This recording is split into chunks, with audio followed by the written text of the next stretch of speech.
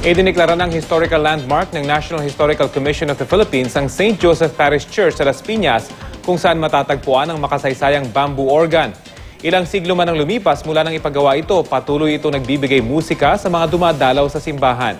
Balita hatid ni Bam Alegre.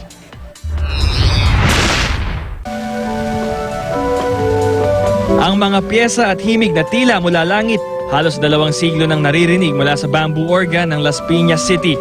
8 taon din itong ipinagawa ni Father Diego Serra noong 1816. At hanggang ngayon, 85% daw ng mga kawayan nito ang hindi pa napapalitan. May 1,000 pipes ang bamboo organ, 930 something ang bamboo, the rest medyo metal na. Isa-isa yon, isa-isang tinutono yon, bali 1,000 pipes. Kaya ang pagtono namin ito, one whole day yan eh.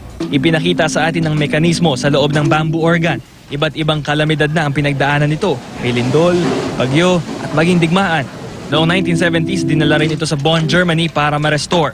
Noong 2003, idineklara na itong cultural treasure ng National Museum.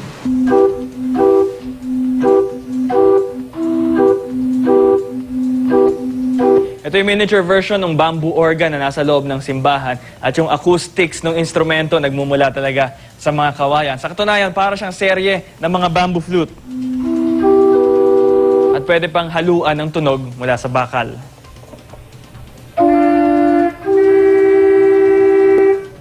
At ngayong 2014, idineklara na ng National Historical Commission of the Philippines na National Historical Landmark.